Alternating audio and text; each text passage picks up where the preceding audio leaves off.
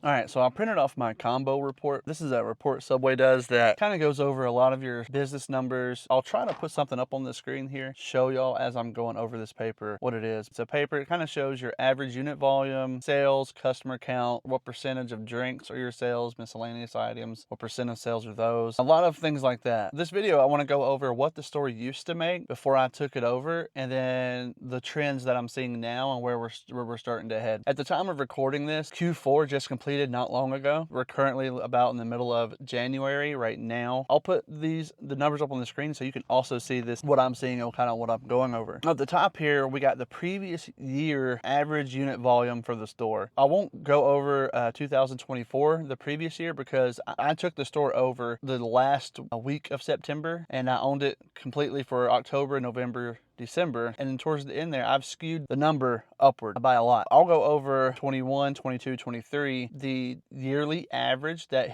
this store made before I purchased it. So in 2021, your average weekly sales was $4,912. All years after that are roughly the same with a slight drop. So 22 was 4,566, and 23, 4,543. And then in 2024, before I took it over, if I look at these numbers, it looks like he was trending about the same, like 4,500, maybe a tad less. And then as I took it over in those last 3 months, 1 month I did 80% more sales prior to the previous year that month. That was for October. November, I did 2.7 times the number of sales that he did the prior year in November, and then I doubled again in December, a little bit more than double. So the average in 24 ended up being 53.65. If I maintain numbers, like I said in one of my previous videos, I should be able to estimate my sales by just doubling his prior year revenue on a weekly basis. Now, that's not going to be perfect. Some weeks or months it could be way more, but I don't see it being less than double with the current information that I have. And if that's the case, in February last year, he did 4,200 to say. I'm at least going to see 8,000 plus per week there. March, 4,500. I should see at least 9,000 per week. April, which we start getting into our busier season. Last year the previous owner did 4,912. So I'm getting closer to that $10,000 per week. May, 5,000. He broke 5,000 a week in May. I should break 10,000 a week in May. And then June, July, August, kind of September, even though I took it over for like a little bit at the end of September, he was averaging about 45 to, in August, he almost hit 5 again. I should be averaging 9 to 10 throughout this period. Now, that's not guaranteed, right? Those are just projections. My income reports, if I keep doing those, the income reports for the previous month earnings, y'all should see how this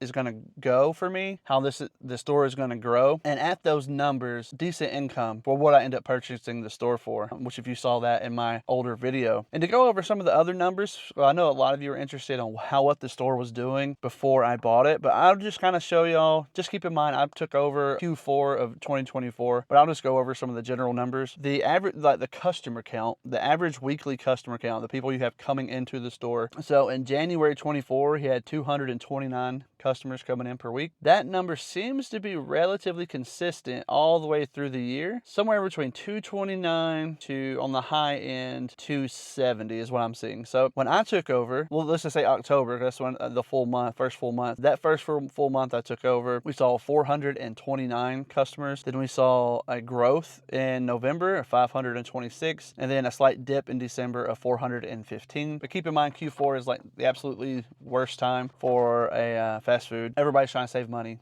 It's cold. People are eating at home. You got Thanksgiving. We were closed a day or two for snow. Got holidays. Got all these things going. So sales dip. That's normal. Let's see here. What are some other numbers that y'all might be interested in? Like drink sales percentage of total sales. It looks like for him that his drink percentage is actually higher than mine initially. So the percentage of his sales that were made up by drinks. His average looks about 40-something% of his sales, and drinks make up about 30-something of mine, 32 to 38. Let's see what the reason for that might be. Could just be, the few customers he had coming in were always got combos, and I just have more people coming in, a wider variance in the type of customer and what they order. Miscellaneous sales are about the same, 12% or so. That's going to be your miscellaneous sales are chips, cookies, sidekicks, anything that's not a sub, salad, pizzas, it counts, certain things like that count as a unit. Anything that we sell outside of that is miscellaneous if it's not a drink. That's what that is. The average ticket, this one's interesting. The average ticket for the store is roughly the same. It's going to range from $16 to $18. So that's the average cut order that comes through, or for us is about 16 to 18 bucks. But yeah, that's kind of the numbers that you can kind of see from on these reports. It's interesting to know, to have these reports. These are the same reports you go by when you're buying a store. You're looking into how it's performing. These are the sheets you use for a high overhead view. It doesn't let you know on a local level how the store is doing. Like maybe he's doing the best he can and that's all the store can make, right? Not always the case. Wasn't the case for this store. This store was not performing its best. So you can't always trust these reports. Like certain stores, you might be able to easily figure out what's wrong with it, how to fix it. For me, like I've mentioned it time and time again, but it's reputation of the store here. The foreigner who owned it was under portioning food, using bad food, ruined the store's reputation. Nobody would eat there. Long story short, I come in, turn all that around, clean the store up, where portions are going back to what they should be. Customers are getting the value for what they're purchasing. Everything's super fresh. Nothing, if we see, like if I see the lettuce going brown, I toss it. I don't serve it. Little things like that. I make sure everything is always fresh. Customers always getting a high quality product. My subs would, a lot of people in the comments are like, Jersey Mike's and you know, all this, like the competitors, blah, blah, blah. Unfortunately, a lot of Subways are foreign owned, and I feel like a lot of the foreigners are trying to, they have a mindset of save money, save money, save money in business. You know, and to an extent, yes, you should try to save money, but they do it at the detriment of